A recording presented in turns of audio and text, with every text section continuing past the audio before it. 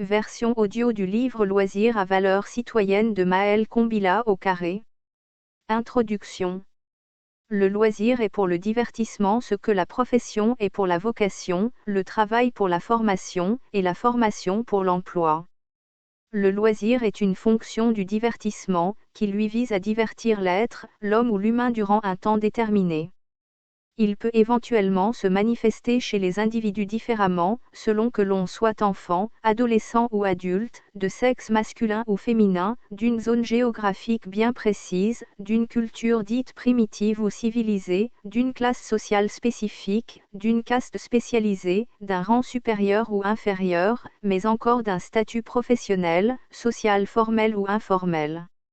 Les loisirs tout comme le travail et le repos peuvent être légitimement considérés comme des besoins naturels ou des tendances essentielles, ayant pris progressivement la forme de droits universels. Pour cette raison, ils ont souvent fait l'objet de combats incessants et de luttes politiques acharnées, suscité l'intérêt des industriels audacieux et entreprenants, été la cause de crispations sociales largement contagieuses, aboutissant parfois à des révolutions, ou ouvrant la voie à des débats historiques impertinents ou progressistes portant sur le social mais également l'environnement. Cependant, à cause des dérives que certains loisirs peuvent engendrer, de leur caractère libertin ou liberticide, de nombreuses activités plus ou moins divertissantes ont parfois été déclarées prohibées par l'ordre public ou qualifiées d'hérétiques par les autorités ecclésiastiques. Officiellement interdits par la loi ou perçus comme dangereux par la religion, certains loisirs lorsqu'ils ne sont pas progressivement mis en voie de disparition, frontalement pris pour cible et considérés comme les bêtes noires de fondamentalistes d'État ou religieux, sont pourchassés, car illégaux. Par ailleurs, certains organisateurs d'événements divertissants désireux de satisfaire les besoins du marché n'ont pas souvent eu d'autre choix que d'investir dans l'informel pour survivre et faire vivre certaines disciplines, certaines formes d'art, certains jeux ou activités propres à l'industrie du divertissement. Les activités de plaisance ont souvent été mises au cœur des programmes scolaires, secondaires, universitaires et même professionnels pour leurs vertus stimulantes de l'éveil, pour leurs bénéfices physiques ou corporels, psychologiques ou intellectuels, psychiques ou spirituels. Les loisirs sont bénéfiques à plus d'un titre parce qu'ils peuvent influencer positivement celui qui s'y adonne, mais surtout parce qu'ils peuvent être cette bouffée d'oxygène, qui accompagne une civilisation dans sa marche vers le progrès scientifique, technique et technologique. Ils sont en ce sens un maillon important de notre chaîne de vie. Aussi, considérant l'intérêt des civilisations, du citoyen et du citadin pour les loisirs, mais aussi la nécessité de l'être humain à travailler pour atteindre une certaine prospérité financière ou matérielle, il est plus qu'important pour nous de nous demander quelle conception avons-nous des loisirs. Mais encore qu'est-ce qui peut nous divertir ? Comment concilier loisirs et travail naturel, juste, cohérent, productif et citoyen ? Dans quelle mesure aujourd'hui le loisir pourrait-il être compatible au travail ? Mais encore, comment doit-on réellement considérer la relation loisir-travail ? Le premier serait-il une sorte d'échappatoire, ou une forme de prolongement divertissant du temps de travail ? Les loisirs et la politique. Le loisir, un droit universel qui justifie la vie. Le loisir qui a une fonction divertissante reste largement opposé et opposable à l'aliénation de l'homme. Pour nos sociétés actuelles, les loisirs relèvent incontestablement du droit universel au même titre que le travail. Ils sont la transition naturelle entre l'emploi rémunéré et le repos qui est une fonction organique vitale propre aux êtres vivants. Nul ne peut y échapper, du moins certainement pas un homme du peuple, et surtout pas un homme d'État, ayant comme vocation la politique dans la cité. Les loisirs sont bien plus qu'un sujet politique sans intérêt. La pratique du loisir est un droit universel connu et reconnu sur lequel peuvent s'appuyer les politiques, pour poursuivre le développement de la nation, et accélérer la croissance du pays. Ils ont toujours occupé une place de choix dans la vie de nos sociétés. Ils sont un contre-pied à la routine des professions administratives, scientifiques, techniques et technologiques. Plus proches des arts et des beaux-arts, ils ont toujours été considérés comme l'opium du peuple par de nombreux esprits. Cependant, le pouvoir du divertissement est un atout majeur pour les politiques confirmées ou en devenir. Les cités, aussi loin que notre imagination puisse nous porter, ont toujours été les terrains privilégiés des politiciens en quête de fortune, de privilèges et de popularité. Longtemps utilisés comme arme de divertissement massive, les loisirs populaires sont un atout puissant de propagande politique, censé apaiser les tensions entre des clans rivaux ou au sein des troupes en période de conflit. Ainsi, en situation de guerre, ils peuvent empêcher un esprit de sombrer dans la folie, ou un soldat de s'interroger sur le véritable sens de sa mission. Les loisirs ont la capacité de réduire provisoirement notre niveau d'attention, de concentration, ainsi que notre rigueur à la tâche ou au travail. Ils sont aussi censés libérer notre mémoire d'images ou de souvenirs contre-productifs sur le long terme. Souvent considérés comme une putain chez les technocrates, c'est-à-dire un objet sans valeur et sans grande importance, les loisirs ont à de nombreuses reprises contribué à l'ascension de plusieurs hommes d'État dans la cité. Dans une démocratie, les succès politiques sont indiscutablement conditionnés par le niveau de popularité, et la popularité conditionnée par la capacité qu'a un leader politique de répondre aux besoins de divertissement de ses concitoyens. Mais quel est l'intérêt économique des loisirs ? B. Le loisir, une réponse cohérente au chômage.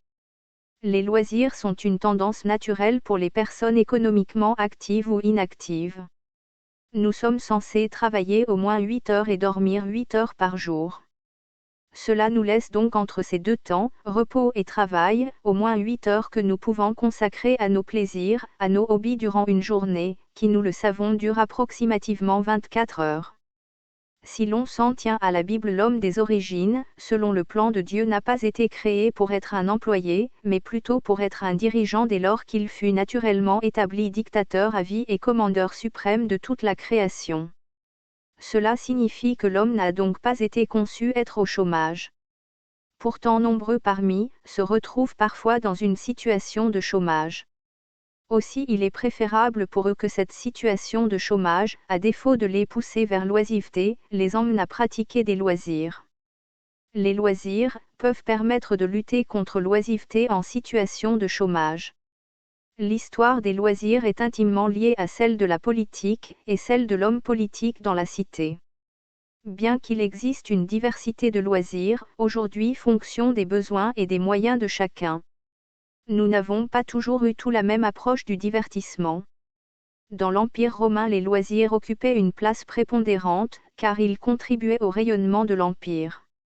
Outil de propagande favori des dictateurs qui se sont succédés, ils permettaient aux organisateurs et aux participants de vendre l'Empire à travers des spectacles barbares et des mises en scène mortelles.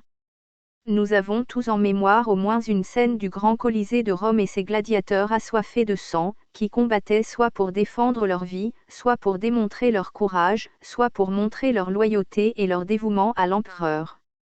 Cette forme de divertissement brutal, digne d'un autre âge, fut un moyen pour la figure politique d'asseoir son autorité et son pouvoir face au peuple amoureux de la reine, mais également une occasion pour la plèbe de célébrer l'Empire à travers des combats héroïques, pathétiques, tragiques, dramatiques, mais aussi parfois à forte valeur historique.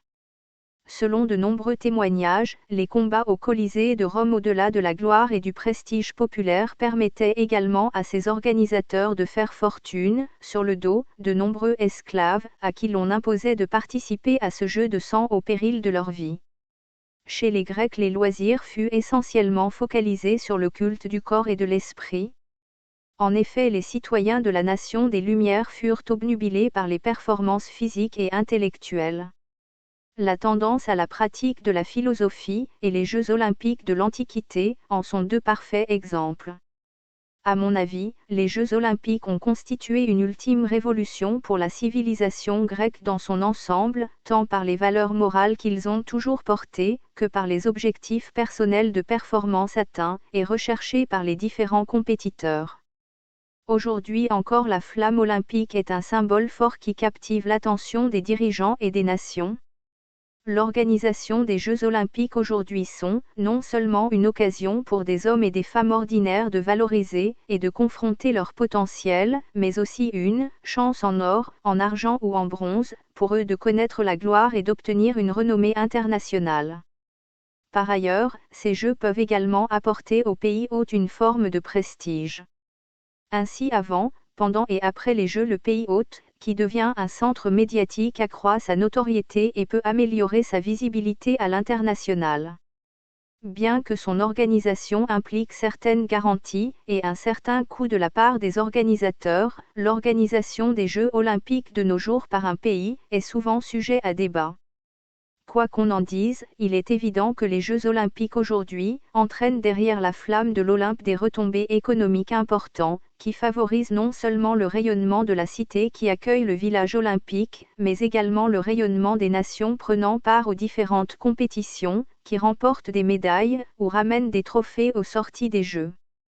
Parallèlement, il est capital de comprendre que le phénomène des Jeux olympiques a un effet positif dans divertissement à court, moyen et long terme, tant au niveau local, régional qu'intercontinental. Être associé à l'organisation de ces Jeux est donc un choix marketing stratégique et une opportunité pour les entreprises qui soutiennent officiellement l'événement de s'ouvrir à de nouveaux marchés. Mais l'acquisition des Jeux olympiques pour un pays est aussi une victoire politique, donc une occasion de propagande de poids, pour les animateurs politiques de la nation en quête de popularité, de pouvoir et d'autorité. L'obtention par un pays de l'organisation des Jeux olympiques peut permettre de développer l'industrie touristique nationale. Le tourisme fait sans aucun doute partie des formes de loisirs les plus gratifiantes, car il nous permet en situation de paix d'aller à la croisée des mondes par le moyen du voyage. Le voyage est le moyen de navigation propre aux inconditionnels de l'exploration. Généralement, nous explorons pour découvrir ce dont nous n'avons pas connaissance. La découverte nous permet donc indiscutablement de déconstruire l'ignorance, en nous connectant à une source du savoir universel. La découverte a toujours eu a priori une fonction humanitaire d'intérêt général, car toute découverte individuelle peut bénéficier à la majorité à court, moyen et long terme. Il a toujours existé chez l'être humain un besoin errant d'aller à la rencontre d'êtres semblables, de nouveaux univers. Ainsi, aujourd'hui, grâce aux progrès prodigieux et aux avancées scientifiques, techniques et technologiques, nous allons courageusement à la conquête de l'espace.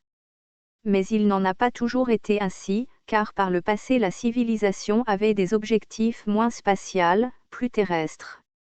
Par exemple pour l'Occident, la conquête de l'Afrique et la constitution d'empires coloniaux immenses, riches et puissants. Ces grands empires, qu'ils soient francophones ou anglophones, ibériques ou italophones, devaient permettre à chaque puissance coloniale de poursuivre avec rigueur, force et détermination un développement exceptionnel, mais aussi une croissance économique miraculeuse à court, moyen et long terme, aux grandes dames des colonies et des colonisés. Paradoxalement, il me semble que lorsque les premiers missionnaires arrivèrent en Afrique, ils n'avaient pas, à première vue, vocation à coloniser le continent. Leur intérêt évident au-delà de leur mission ecclésiastique, devait certainement se résumer à côtoyer les nègres, afin de mieux les connaître. Les connaître pour mieux les cerner pour mieux les saisir pour mieux les comprendre pour mieux les apprivoiser pour mieux les mater de manière à mieux les exploiter physiquement, psychologiquement, intellectuellement, voire les infantiliser ou les soumettre spirituellement. Il s'agissait en quelque sorte d'un point de vue logique, pour les conquérants en puissance, de d'évaluer les potentialités des territoires, mais également de déterminer les points forts et les points faibles de leurs occupants légitimes, afin d'adopter les meilleurs stratagèmes, et d'afficher le meilleur code de conduite officiel ou officieux permettant d'assurer à la mission de colonisation un succès total. Établir un diagnostic clair de la situation pour les missions humanitaires, qui se sont succédées, a permis aux colons de faire accepter naturellement, au besoin d'imposer plus aisément l'autorité, mais aussi le pouvoir de l'Église occidentale, premier point de contact et d'expansion des colonies, principale interface entre Dieu et l'homme, et médiator historique entre les gouvernements impérialistes d'Europe, et les populations villageoises d'Afrique, encore appelées indigènes. Rappelons que les populations indigènes devaient impérativement être civilisées à l'occidental, donc formatées culturellement. Le travail des autorités religieuses en amont ont ainsi habilement permis de favoriser en aval la montée en puissance de l'autorité et du pouvoir des empires coloniaux ou des protectorats impériaux. En ce sens, les missions successives de l'Église en Afrique étaient un jeu qui en valait la chandelle tant pour son gain en termes d'âme que pour les ressources humaines disponibles, le potentiel des sols, des sous-sols et halloétique des territoires conquis. La finalité de cette gigantesque mission humanitaire aux influences politiciennes, on la connaît aujourd'hui. C'est l'exploitation de l'homme par l'homme, qui a souvent pris la forme de pillage rapide, massive, organisé, légal mais illégitime des ressources naturelles du continent noir, au profit des pays coloniaux et de leurs citoyens de droit. Cela va sans dire, que pour les impérialistes du Nord, l'Afrique a très vite été considérée comme l'habitacle où logeait une poule aux œufs d'or, dont la seule fonction de leur point de vue était d'être une simple mère pondeuse, semblable à une poule à qui on aurait enlevé tout instinct maternel, et dont la ponte devait impérativement finir dans les foyers des colons, à la table des maîtres esclavagistes autoproclamés, pour soulager leur insolent appétit, et celle de leurs petites familles vivant une vie de privilèges, favorisée par le système impérialiste. Nous avons ainsi assisté à plus de 300 ans d'esclavage et de traite négrière, avec la complicité de collaborateurs locaux au service du système colonial, mais aussi avec la bénédiction des toutes puissantes autorités ecclésiastiques de l'époque. Cela va également sans dire qu'aujourd'hui, la colonisation d'États ne soit plus monnaie courante. Mais la colonisation n'a pas pour autant totalement disparu de la circulation. Elle est là où on ne l'attend pas, elle s'introduit sournoisement, là où elle n'est pourtant pas la bienvenue. Aujourd'hui au Proche-Orient, elle est source de tensions et de conflits directs ou indirects. Dans d'autres parties du monde, elle a muté en néocolonisation. Sous cette nouvelle forme, elle est source de crises politiques et militaires. À cause de cette nouvelle forme, nous constatons une montée du terroriste à l'international. Par ailleurs, la néocolonisation a favorisé l'élimination de nombreux révolutionnaires, ainsi que la mise en place de plusieurs génocides. La néocolonisation est un phénomène chronique, invasif et divisionniste. La néocolonisation est malicieusement déshumanisante. La néocolonisation aujourd'hui peut conduire à l'apocalypse mondiale. La néocolonisation est l'ennemi du bien et l'ami du mal. La néocolonisation est aujourd'hui à l'image d'une souris qui aurait pondu un œuf. Elle est absurde, incohérente et mal appréciée par l'humanité. Elle provoque une montée de colère et un sentiment de révolte au sein de nombreuses communautés d'Afrique et d'ailleurs. Elle est véritablement mal aimée, mais presque toujours justifiée. Elle se dessine à l'échelle du monde et est nettement visible au Moyen-Orient. Sous d'autres cieux, la colonisation qui a évolué est en phase avec son temps. Elle semble plus civilisée, moins brutale et moins déshumanisante. La colonisation qui, en atteignant son stade de maturité, est devenue néocolonisation, peut être aisément qualifiée de microbienne, voire atomique, car elle n'est pas visible à l'œil nu. Cela signifie que seules les personnes initiées et disposant d'une matière ou d'un instrument approprié peuvent démontrer son existence, comprendre sa structure et son fonctionnement. La néocolonisation est le fantôme de notre siècle. Aujourd'hui encore, d'aucuns affirment que le pillage de l'Afrique se poursuit à travers l'utopie des mythos humanistes, qui privilégient désormais la colonisation conceptuelle que la colonisation barbare. La néocolonisation, depuis les déclarations d'indépendance de nombreux États, a toujours tenté tant bien que mal de trouver l'équilibre moral entre les colons conservateurs et les anticoloniaux révolutionnaires. La décolonisation sous conditions, partielle et de façade est une réponse à ce jeu d'équilibriste, qui a pu réconcilier l'inconciliable, c'est-à-dire le bien et le mal incarnés dans un seul corps, une seule entité, un seul état de conscience. Elle est-elle une innovation technologique non brevetée, un visage sans nom? La néocolonisation est l'arbre au milieu du jardin d'Éden, qui nous a rapprochés de la connaissance, mais éloignés du Créateur. La néocolonisation n'est pas l'arbre de la vie éternelle. La néocolonisation concilie ironiquement, mais ingénieusement colonisation et civilisation universelle. elle a fait selon les pro-bergsonistes, de l'Afrique le berceau de l'humanité, donc par déduction le point alpha, A, qui est la projection normale du point bêta, B. Le point alpha représente le commencement, le point d'origine donc le passé, alors que le point bêta lui symbolise le point de projection, ou le futur de l'humanité. D'où nous disons que dire que l'Afrique est le berceau de l'humanité, même en nous appuyant sur des preuves scientifiques préfabriquées, découvertes comme par magie par les missionnaires d'hier, devenus les scientifiques d'aujourd'hui, c'est faire systématiquement de l'Occident la terre du progrès. L'Afrique dans ce contexte serait perçue en ce sens comme un continent primitif, c'est-à-dire l'endroit d'où part la vie, alors que les territoires d'Occident seraient visiblement, eux, vus comme des espaces où la vie connaît son évolution normale. Il existerait donc par conséquent, une sorte de jeu malicieux du néocolonialisme viscéral. Nombreux y verraient un simple jeu de mots dépourvu de jeu de rôle, surtout s'ils sont des personnes de couleur. Mais pour nous les métaux-réformistes ce n'est nullement envisageable, car Dieu ne joue pas aux dés. De la même manière un colonisateur dans l'âme ne fait rien pour rien. Par ailleurs, s'il vous offre une rose par la main droite, c'est qu'il tient certainement une arme chargée sur sa main gauche masquée derrière lui. Ainsi, s'il ne parvient pas à vous séduire par le sourire et la ruse, il peut éventuellement vous contraindre à tout moment donné, vous contraindre à aller sur son lit en utilisant la force létale. C'est le jeu paradoxal de la main invisible et de la rose d'attention. La rose c'est l'autorité néocoloniale et l'arme à feu c'est son pouvoir dissimulé, qui n'est théoriquement mis en action dans un monde largement capitaliste et démocratique, qu'en cas de force majeure, et après avoir sorti sur la table de travail ou de négociation toutes les cartes du dialogue propre à l'art de la diplomatie et du jeu politique.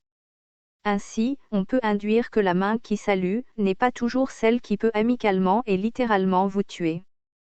Quoi qu'il en soit, l'intelligence qui met ces deux membres en action est toujours la même. Aussi en situation de jeu un vrai joueur est un bon joueur, donc par effet comparatif un vrai colon est un bon colon.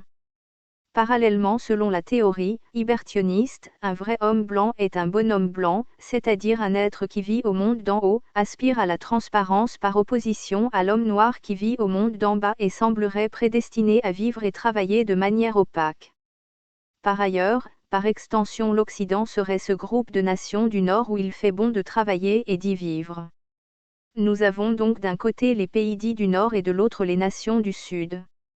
Autrement dit d'une part l'illusoire réalité, berceau de l'humanité, représentée par l'Afrique appartenant aux pays du tiers-monde, et d'autre part la terre du progrès qui regroupe dans les faits la majorité des pays du monde occidental, qui lui-même est constitué de l'ensemble de pays véritablement émergents et développés, par opposition aux pays sous-développés ou en voie de développement. Mais quel rôle jouent les loisirs aujourd'hui, dans la vie politique des pays sous-développés ou en voie de développement ? De nos jours dans de nombreux pays du tiers-monde à l'exemple de certains pays africains comme le Gabon, la politique est au cœur de la vie de la nation. Dans la nation la politique s'invite, pendant les campagnes électorales en zone urbaine comme en zone rurale. Au Gabon, à l'instar de d'autres pays d'Africains, la campagne électorale est souvent plus considérée comme un moyen de divertissement que comme la vitrine de la démocratie. En effet, au cours des campagnes politiques, nous assistons de moins en moins à des débats d'idées révolutionnaires entre les différents leaders politiques. De même, les élections donnant théoriquement droit accès au sommet de l'appareil de l'État, et censées se réaliser dans un cadre purement et simplement démocratique, sont souvent injustement pris en otage et détournés par des individus assoiffés du pouvoir. Si la démocratie semble être mal exécutée, c'est probablement parce qu'elle demeure assez mal comprise, à la fois par les leaders d'opinion et les populations, qui n'assimilent pas toujours le véritable sens de la politique, qui peut se résumer par la formule suivante, servir le peuple et non se servir du peuple. À mon humble avis, la véritable politique n'a pas vocation à faire de vous la plus grande fortune de votre pays, par le moyen de l'enrichissement illicite, ou l'usage d'une corruption massive. La véritable politique n'a pas non plus pour seul but, le monopole illégitime et illégal du pouvoir d'État. La véritable politique dans un État de droit, est avant tout une plateforme de discussion et d'échange, permettant de faire fonctionner la cité, de la faire évoluer dans la bonne direction dans le strict respect de la loi et des aspirations du peuple. La véritable politique à travers ses différents organes représentatifs habilités ou plébiscités ne doit jamais contribuer à freiner la grande marche vers le progrès de l'État, de l'administration ou de la nation. Malheureusement souvent on constate qu'au Gabon comme dans d'autres nations du continent, lorsque nous rentrons en période de campagne électorale, nombreuses sont les administrations qui se vident de leurs occupants. Qu'ils soient décideurs ou subalternes, tout le monde est incité à aller sur le terrain de campagne de leur contrée, afin de battre campagne pour leur parti politique. Ainsi le pays tourne au ralenti pendant plusieurs semaines, et les administrés sont mis en attente de réception, voire laissés à l'abandon.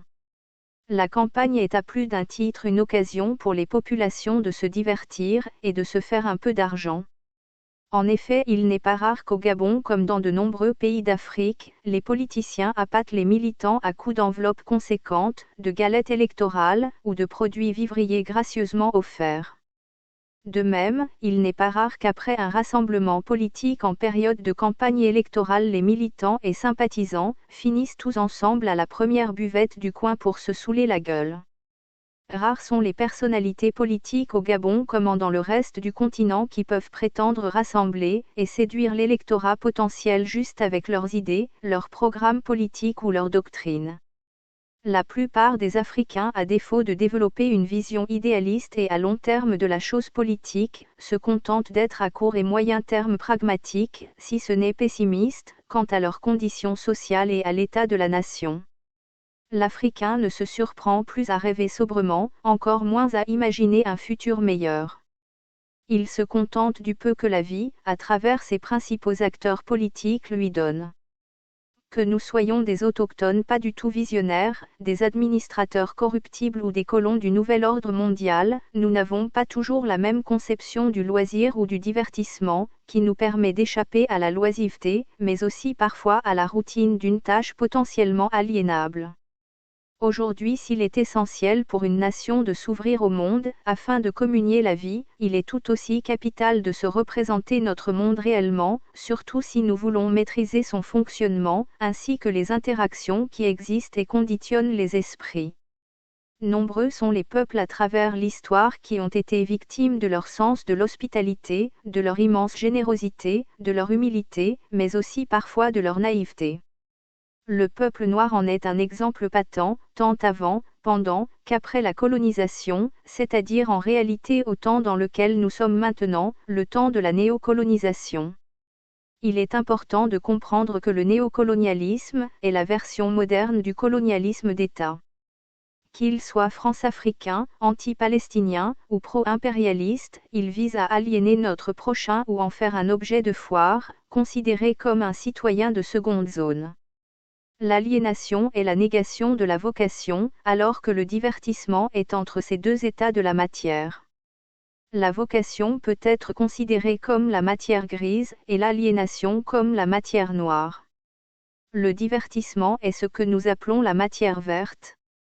La matière verte est la principale source de nos loisirs, qui nous empêche, lorsque nous ne travaillons pas, de tomber comme Adam au grand commencement dans l'ennui, qui peut conduire un bon citoyen à braver un ou plusieurs interdits. Le loisir, c'est le point d'équilibre entre l'activité professionnelle bénéfique pour tout citoyen ayant atteint sa maturité légale, et ce que nous pouvons considérer comme les routines du quotidien, qui peuvent éventuellement aliéner nos esprits. L'aliénation est un frein au bonheur car elle nous prive de notre liberté, ou viole fréquemment nos droits les plus élémentaires comme le droit du travail. En principe, nous ne sommes pas à l'origine nés pour travailler, car le travail répétitif a de toute évidence des effets secondaires néfastes comme l'aliénation. Il est aussi clair que nous avons encore moins été créés pour être des êtres oisifs, car la loisiveté aliène également l'esprit. Il en va de même pour les passe-temps qui ne nous poussent pas à la créativité. Celui qui regarde passer le temps cliniquement vit, mais est divinement mort. Le cours normal des choses veut que l'homme vient d'abord au monde pour assister la vie, ensuite pour y participer, et enfin pour passer tel un vent conscient et puissant. Nous ne devons donc pas nous contenter à être des éternels assistés, ou les seuls participants monopolisant l'attention de la plèbe dans l'arène. Nous devons aussi en qualité de bons joueurs apprendre à passer le flambeau aux plus jeunes, à nos disciples, à la génération suivante de peur de tomber dans l'aliénation de la fonction, la routine de la tâche, de foncer droit sur un mur, de perdre tout sens de l'honneur, de l'éthique et des responsabilités propres aux progressistes, aux gameurs, mais aussi aux grands hommes d'état de conscience, comme aux grands hommes de Dieu de haute dimension. Mais quel lien entretient les loisirs et le jeu démocratique ? Les loisirs entretiennent un lien certain avec le jeu démocratique. En démocratie, la vérité est la mère de l'histoire, mais une simple brique pour les sciences formelles, humaines et sociales. D'aucuns veulent nous faire croire que chez les descendants de Cham cette mère aimante et bienveillante est décédée, alors que d'autres plus raisonnables affirment que cette dernière est toujours en vie, mais serait maintenue en captivité par les voleurs et les pilleurs invétérés de fonctions du continent noir. Aussi, pour certains dans un sens, l'homme noir ne marcherait pas souvent dans la vérité contrairement aux autres. Il n'a donc pas vocation à être naturellement ouvert, et à agir dans la transparence contrairement aux fils de Sem et descendants de Japheth. Il existerait selon certaines sources comme une sorte de mauvais sort qui pèserait sur l'Afrique, et qui remonterait du temps de Noé, fidèle serviteur du Dieu vivant. Les différentes observations constatées ici et là, à travers tout le continent ne sont pas toujours malheureusement élaborées ou constituées de manière à contredire les doctrines que l'on pourrait qualifier d'antisémites, doctrines élaborées pour nuire à la vie des descendants de Cham. Bien au contraire, elles semblent les appuyer, voire les justifier. Il est certain que plusieurs théories antisémites ne laissent pas les peuples noirs insensibles, et emmènent parfois une catégorie d'individus à réagir de manière disproportionnée et inconvenante. Cependant, certains préjugés au caractère politique vicieux peuvent parfois nourrir des faux mythes susceptibles de créer des tensions sociales, intercommunautaires, pouvant aboutir à l'incompréhension et à la division du monde et des nations. Au-delà de la réputation d'indésirables de certaines théories, de leurs absurdités évidentes, de leur approche clairement raciste, de leur caractère discriminatoire, ayant vocation à créer une sorte de complexe d'infériorité par exemple chez l'homme noir, il n'échapperait pas aux humanistes et aux amoureux de la sagesse, que nombreux de ces points de vue font partie d'un jeu politique sur l'échiquier international, mais aussi d'une stratégie de pointe de prédominance raciale illégitime, voire même illégale. Les théories anti-sémites, ou anti-chamites, et anti-panafricaines à n'en point douter sont le fruit d'une malformation du genre humain, qui a pour vocation de retarder le réveil des Africains, d'interrompre le processus de leur renaissance normale, et de déformer machiavéliquement leur marche légitime vers le progrès. Les théories anti-chamites au même titre que les doctrines antisémites ou japhétites sont les démons de l'Apocalypse, qui si on les laisse s'imposer dans nos vies précipiteront inéluctablement la fin de l'humanité, pour ne pas dire la fin du monde. De plus, la haine contre Cham, donc contre sa lignée ne se justifie pas aujourd'hui, car Cham est un nom doublement béni. En effet, selon les méthoréformistes, c'est-à-dire les partisans de la méthode de révélation formelle de l'école de la conception universelle de la sagesse, CUS, le nom biblique Cham est premièrement la racine du mot champion. Deuxièmement, il est construit à partir de la lettre C tirée du nom Christ, et du radical am extrait du nom Abraham. Tout le monde sait qui est Christ, mais tout le monde sait également ce que représente Abraham. Le Christ qui signifie le Messie est le nom porté par Jésus de Nazareth, qui est selon la religion chrétienne le Fils de Dieu. Par ailleurs, Abraham est le père des trois principales religions monothéistes du monde, à savoir le judaïsme, l'islam et le christianisme. Le nom Cham est donc dans sa construction et dans sa symbolique un nom sanctifié par le Christ, et prospère parmi les nations par Abraham, voir Genèse 12 verset 2. Telle est la vision de l'école des frères de l'Évangile de l'école de la conception universelle de la sagesse du Gabon, pratiquant la méthode de révélation formelle. Cette approche ne réfute pas le récit biblique de Noé et ses fils. En effet, elle admet cette réalité, mais précise que la malédiction prononcée sous Éléphute de la colère par le fidèle serviteur de Dieu Noé, contre toute la lignée de Cham, a été abolie par le Fils de Dieu mort sur la croix du Calvaire pour le salut de l'humanité tout entière. Par ailleurs, pour les membres de l'école de la conception universelle de la sagesse du Gabon, le double sens caché du nom Cham est comme un signe placé par Dieu, qui visait à montrer le caractère bienveillant de Cham, qui a été accusé par son père et clairement injustement jugé, avant que sa lignée ne soit maladroitement condamnée. Ce caractère injuste du jugement de Noé et maladroit de la condamnation déclarée contre les descendants de Cham, au profit exclusivement de celle de Sem et Japheth, se justifie par le désir de Dieu de réparer cette erreur, par le sacrifice de l'agneau immolé, mort pour les péchés du monde et ressuscité le troisième jour. Mais quelles sont les doctrines et les lignes politiques anti-chamites les plus connues? Grand 1. Les doctrines et les lignes politiques anti-chamites du nouvel ordre mondial. Il existe plusieurs doctrines pouvant être considérées comme anti-hamites ou chamites, parmi lesquelles A. L'Afrique est un continent du tiers-monde. B. L'Afrique est un continent sous-développé. C. L'Afrique est un continent en voie de développement. D. L'Afrique est le berceau de l'humanité, autrement dit le continent qui appartient à des êtres primitifs ou pas du tout ou très peu évolués mentalement, intellectuellement, psychologiquement et même physiquement. Le berceau de l'humanité est dans l'imaginaire collectif la demeure des éternels enfants et nourrissons par opposition à l'Occident, qui regroupe les territoires du progrès et qui serait naturellement le terrain de jeu des adultes de corps et d'esprit. Le berceau africain est à l'image du royaume de Peter Pan et le pays de la fée Clochette, donc la terre de prédilection des rêves, des illusions populaires et de l'utopie intergénérationnelle d'État. Les Africains sont vraisemblablement des barbares. F. Les Noirs ne sont pas des êtres humains. Mais encore. G. La meilleure façon de cacher quelque chose à un Noir est de le mettre dans un livre.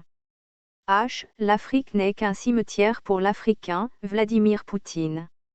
I. Je n'ai pas besoin de vous harceler comme les présidents français le font disant que la France-Afrique est terminée, pourtant ils continuent à envoyer les faux touristes qui vous espionnent et reviennent leur dire comment il faut vous recoloniser. Donald Trump. J. L'Afrique n'est pas encore assez rentrée dans l'histoire, Nicolas Sarkozy. K. L'Afrique a une histoire et celle-ci a été caractérisée par son pillage massif, illégal et illégitime. Par conséquent, les biens des Africains pillés illégalement et de manière grotesque doivent impérativement, toutes dans la mesure du possible, être restitués à leur état d'origine. Contexte de quelques citations. Vision poutinienne de l'Afrique. Quand un Africain devient riche, ses comptes bancaires sont en Suisse. Ils se soignent en France. Ils investissent en Allemagne. Ils achètent à Dubaï. Ils consomment chinois. Ils prient à Rome ou à la Mecque. Ses enfants étudient en Europe. Ses tourismes s'effectuent au Canada, USA. France. S'il meurt, il veut être enterré en Afrique, au pays natal. L'Afrique n'est qu'un cimetière pour l'Africain. Comment développer un cimetière? Vision trumpiste de l'Afrique. Je pense qu'il n'y a pas de raccourci vers la maturité, et à mon avis l'Afrique devrait être recolonisée parce que les Africains sont encore sous l'esclavage. Si après 50 ans d'indépendance vous n'avez pas construit les infrastructures nécessaires pour votre peuple, êtes-vous des humains? Si vous vous asseyez sur de l'or, le diamant, le pétrole, le manganèse, l'uranium et que vos populations n'ont pas à manger, êtes-vous des humains? Si pour rester au pouvoir, vous n'hésitez pas à acheter des armes chez les étrangers pour tuer vos propres concitoyens, êtes-vous des humains? Si votre seul projet social est de rester au pouvoir à vie, êtes-vous des humains? Si vous méprisez et vous abattez vos propres citoyens comme des gibiers, qui va les respecter? Je suis le premier président occidental qui vous aime l'Afrique et ses enfants, voilà pourquoi je n'ai pas besoin de vous harceler comme les présidents français le font disant que la France-Afrique est terminée, pourtant ils continuent à envoyer les faux touristes qui vous espionnent et reviennent leur dire comment il faut vous recoloniser. Ligne politique des sarkozystes. Je veux, ce soir, m'adresser à tous les Africains, qui sont si différents les uns des autres, qui n'ont pas la même langue, qui n'ont pas la même religion, qui n'ont pas les mêmes coutumes, qui n'ont pas la même culture, qui n'ont pas la même histoire et qui pourtant se reconnaissent les uns les autres comme des Africains. Là réside le premier mystère de l'Afrique. Je ne suis pas venu, jeunes d'Afrique, pour pleurer avec vous sur les malheurs de l'Afrique. Car l'Afrique n'a pas besoin de mes pleurs. Je ne suis pas venu, jeunes d'Afrique, pour m'apitoyer sur votre sort parce que votre sort est d'abord entre vos mains. Que feriez-vous, fière jeunesse africaine, de ma pitié? Je ne suis pas venu effacer le passé, car le passé ne s'efface pas. Je ne suis pas venu nier les fautes ni les crimes, car il y a eu des fautes et il y a eu des crimes. Il y a eu la traite négrière, il y a eu l'esclavage, les hommes, les femmes, les enfants achetés et vendus comme des marchandises. Et ce crime ne fut pas seulement un crime contre les Africains, ce fut un crime contre l'homme, ce fut un crime contre l'humanité tout entière. Mais nul ne peut demander aux générations d'aujourd'hui d'expier ce crime perpétré par les générations passées. Nul ne peut demander aux fils de se repentir des fautes de leur père. Jeunes d'Afrique, je ne suis pas venu vous parler de repentance. Je suis venu vous dire que je ressens la traite et l'esclavage comme des crimes envers l'humanité. Je suis venu vous dire que votre déchirure et votre souffrance sont les nôtres et sont donc les miennes. Je suis venu vous proposer de regarder ensemble, Africains et Français, au-delà de cette déchirure et au-delà de cette souffrance. Je suis venu vous proposer, jeunes d'Afrique, non de ressasser ensemble le passé mais d'en tirer ensemble les leçons afin de regarder ensemble l'avenir. L'Afrique a sa part de responsabilité dans son propre malheur. On s'est entretué en Afrique au moins autant qu'en Europe. Mais il est vrai que jadis les Européens sont venus en Afrique en conquérant. Ils ont pris la terre de vos ancêtres. Ils ont banni les dieux, les langues, les croyances, les coutumes de vos pères. Ils ont dit à vos pères ce qu'ils devaient penser, ce qu'ils devaient croire, ce qu'ils devaient faire. Ils ont coupé vos pères de leur passé, ils leur ont arraché leur âme et leurs racines. Ils ont désenchanté l'Afrique. Ils ont eu tort.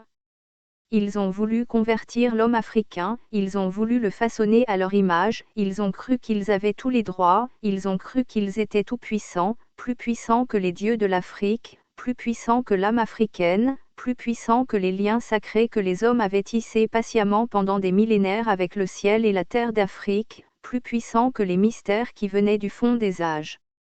Ils ont eu tort. Ils ont abîmé un art de vivre. Ils ont abîmé un imaginaire merveilleux. Ils ont abîmé une sagesse ancestrale. Ils ont eu tort.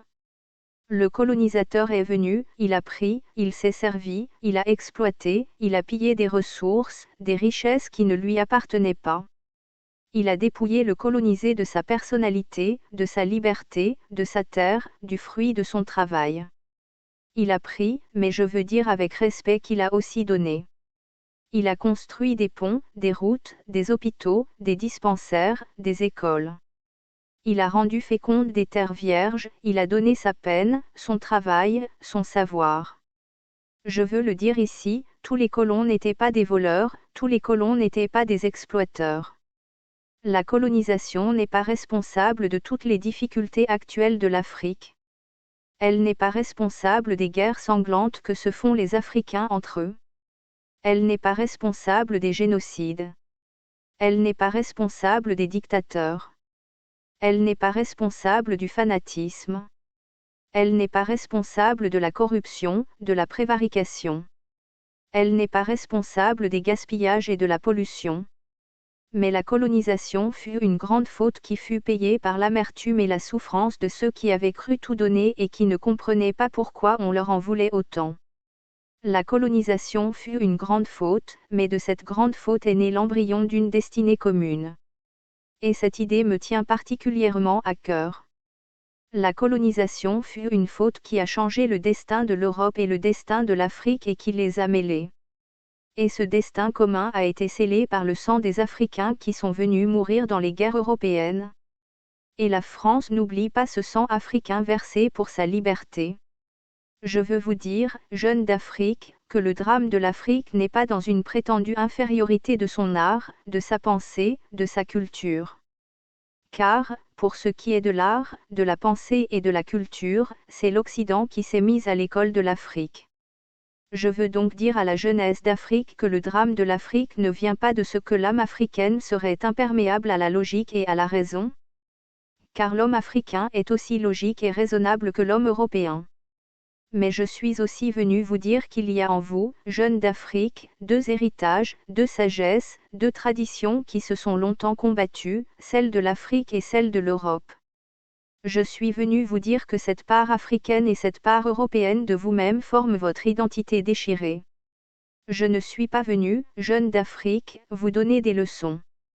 Mais je suis venu vous dire que la part d'Europe qui est en vous est le fruit d'un grand péché d'orgueil de l'Occident, mais que cette part d'Europe en vous n'est pas indigne. Le drame de l'Afrique, c'est que l'homme africain n'est pas assez entré dans l'histoire. Le paysan africain qui, depuis des millénaires, vit avec les saisons, dont l'idéal de vie est d'être en harmonie avec la nature, ne connaît que l'éternel recommencement du temps rythmé par la répétition sans fin des mêmes gestes et des mêmes paroles. Dans cet imaginaire où tout recommence toujours, il n'y a de place ni pour l'aventure humaine, ni pour l'idée de progrès. Jamais l'homme ne s'élance vers l'avenir.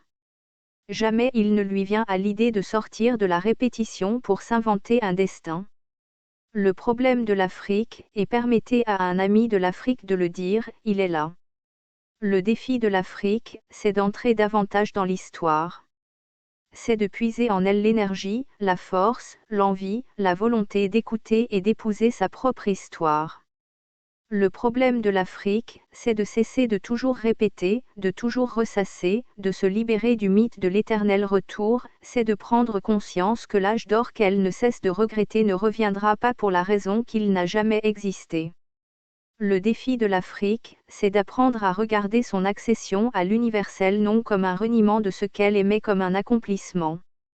Le défi de l'Afrique, c'est d'apprendre à se sentir l'héritière de tout ce qu'il y a d'universel dans toutes les civilisations humaines. Le défi de l'Afrique est celui de toutes les civilisations, de toutes les cultures, de tous les peuples qui veulent garder leur identité sans s'enfermer parce qu'ils savent que l'enfermement est mortel. Les civilisations sont grandes, à la mesure de leur participation au grand métissage de l'esprit humain. La faiblesse de l'Afrique qui a connu sur son sol tant de civilisations brillantes, ce fut longtemps de ne pas participer assez à ce grand métissage. Elle a payé cher, l'Afrique, ce désengagement du monde qui l'a rendue si vulnérable. Mais, de ses malheurs, l'Afrique a tiré une force nouvelle en se métissant à son tour. Ce métissage, quelles que fussent les conditions douloureuses de son avènement, est la vraie force et la vraie chance de l'Afrique au moment où émerge la première civilisation mondiale. Ne vous laissez pas, jeunes d'Afrique, voler votre avenir par ceux qui veulent vous exproprier d'une histoire qui vous appartient aussi parce qu'elle fut l'histoire douloureuse de vos parents, de vos grands-parents et de vos aïeux. N'écoutez pas, jeunes d'Afrique, ceux qui veulent faire sortir l'Afrique de l'histoire au nom de la tradition parce qu'une Afrique où plus rien ne changerait serait de nouveau condamnée à la servitude. Écoutez plutôt, jeunes d'Afrique, la grande voix du président Senghor qui chercha toute sa vie à réconcilier les héritages et les cultures au croisement desquels les hasards et les tragédies de l'histoire avaient placé l'Afrique.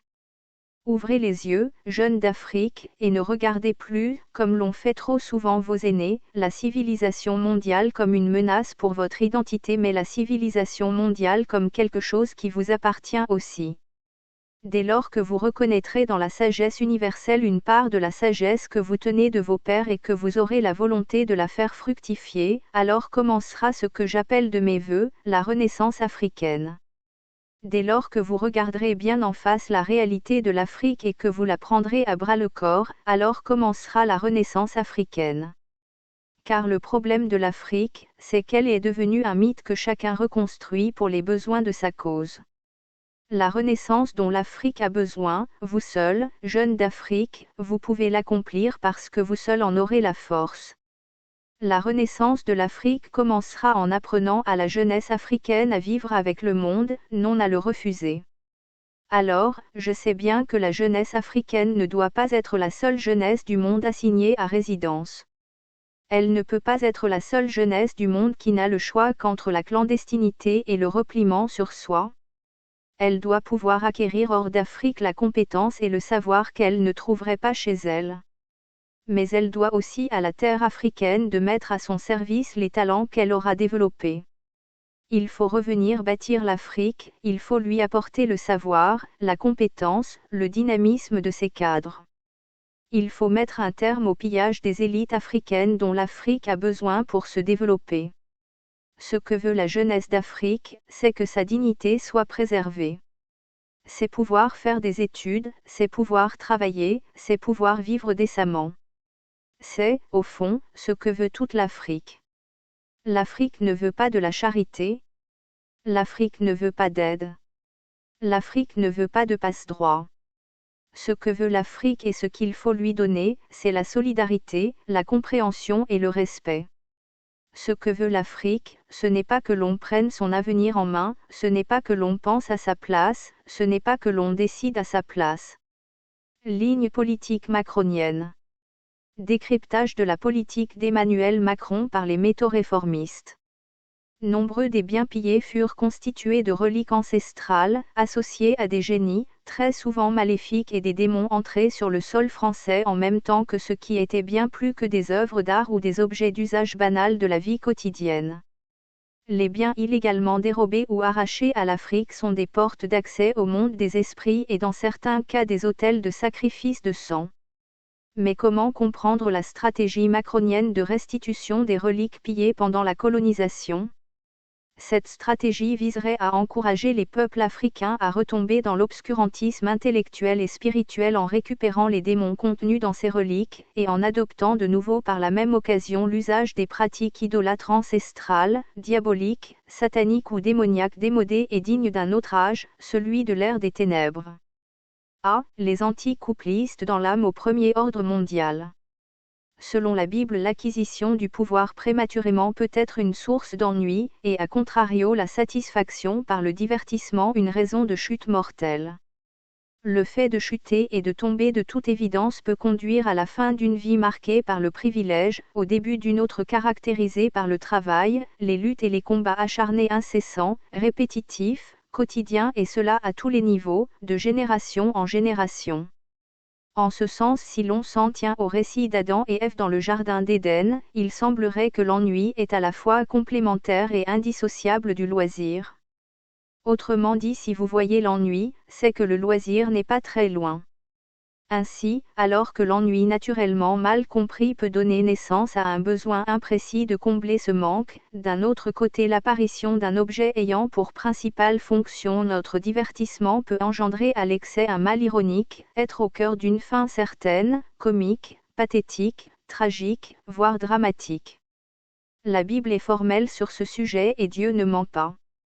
L'idée selon laquelle l'ennui entraîne le loisir, et que ce dernier indiscutablement peut nous emmener à commettre l'irréparable, par la soumission à la tentation, la remise en cause d'un appel à l'ordre et la désobéissance à l'autorité naturelle donc légitime et digne de plein droit est une réalité. Ève n'était-elle pas l'attraction privilégiée d'Adam qui a été tirée du plus profond de ses entrailles ? Ève n'était-elle pas celle qui avait le pouvoir légitime d'attirer Adam jusqu'à l'arbre au milieu du jardin ? L'irréparable n'a-t-il pas été commis?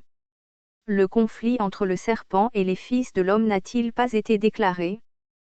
Qu'en est-il aujourd'hui? Ce schéma est-il reproductible encore de nos jours? Quels enseignements peut-on formellement tirer de ce récit, qui met en exergue la nature de la relation entre Dieu détenant l'autorité et de pouvoir absolu, et sa créature à son image? Quel enseignement peut-on formellement tirer de ce récit qui traite du rapport entre l'ennui et loisir, entre l'homme et la femme, entre l'homme et le mythe du serpent qui incarne l'axe du mal? Quel enseignement peut-on formellement tirer entre l'aliénation liée au travail? Comment échapper aux malédictions du premier et second ordre mondial dont les métaphores les plus évidentes sont respectivement les récits d'Adam et celui de Noé? Tant de questions mais très peu de réponses.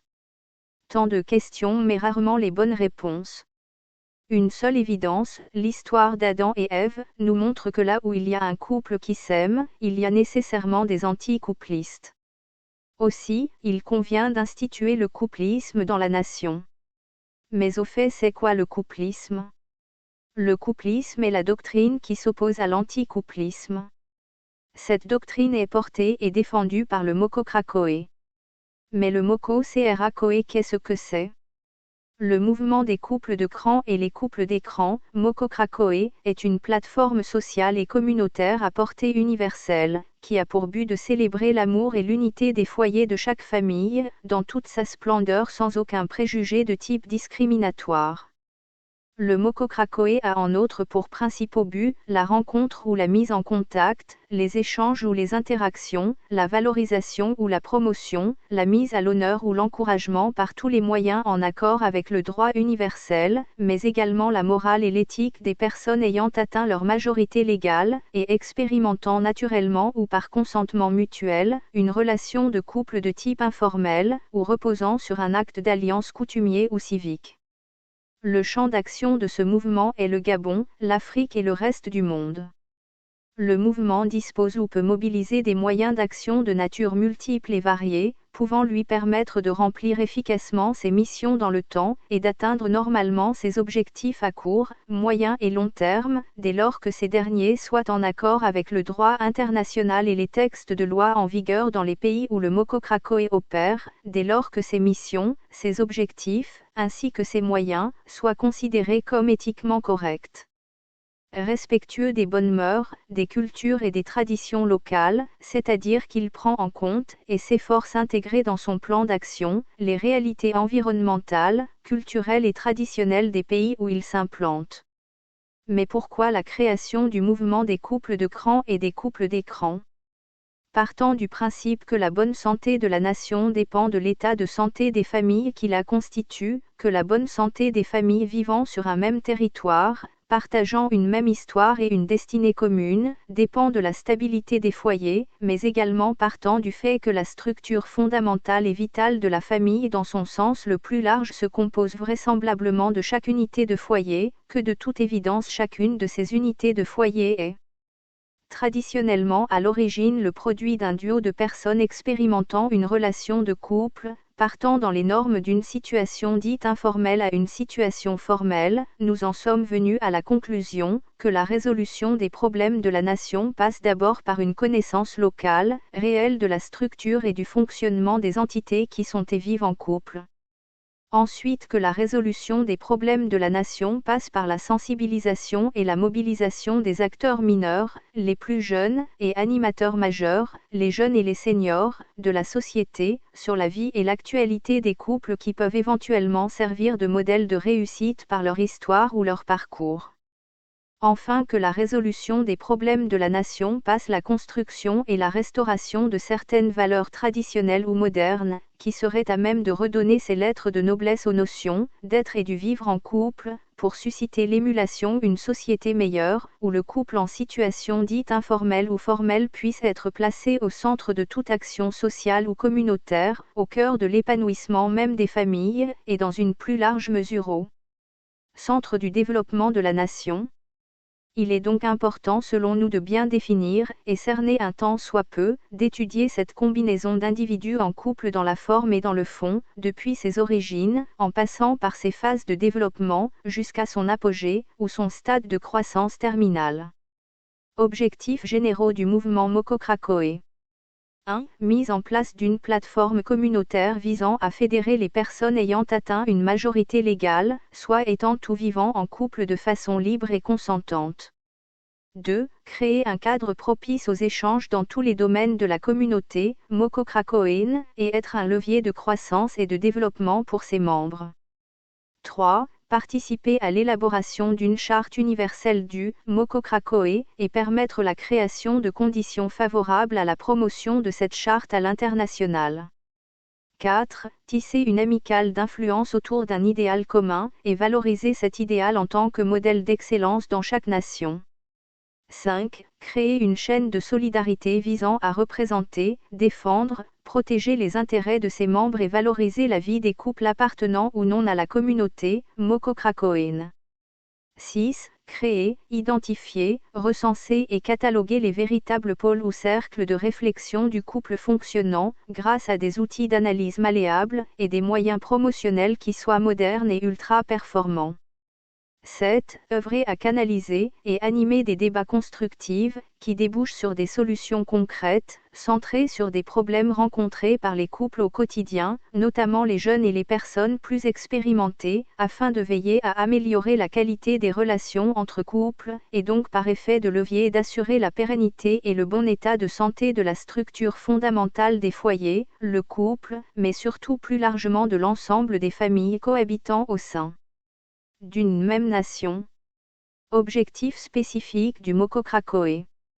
Sensibiliser la jeunesse sur la notion du couple et son importance dans le foyer, dans la famille dans son sens le plus large, et par extension dans la nation. Sensibiliser la jeunesse sur les notions d'être et de vivre en couple, pour qu'elle assimile mieux l'importance d'être et du vivre ensemble dans la nation. Identifier, valoriser et récompenser les couples qui se distinguent au quotidien par leur engagement social ou entrepreneurial dans la nation, afin de lutter contre l'expansion de la mentalité individualiste au sein des familles, donc par conséquent d'encourager l'esprit de collaboration responsable au sein de chaque couple, mais aussi d'assurer par la même occasion l'unité, l'intégrité et la pérennité des familles, et par extension de la nation. Œuvrer à favoriser l'émergence d'un modèle de couple unique par excellence, censé mieux influencer la jeunesse, et dont la production des valeurs garantisse un meilleur épanouissement des individus dans leurs familles respectives. Organiser et promouvoir certaines activités de détente et divertissement responsables spécialement en couple ou en famille, afin de garantir un meilleur raffermissement des liens de couple et familiaux. Merci d'avoir écouté la version audio du livre Loisirs à valeur citoyenne au cœur du développement des nations et de la croissance des pays de Maël Kombila au carré. Pour contacter l'auteur, écrivez-le sur www.maelkombila2020gmail.com le tout en minuscules, ou rejoignez-le en inbox sur son compte Facebook.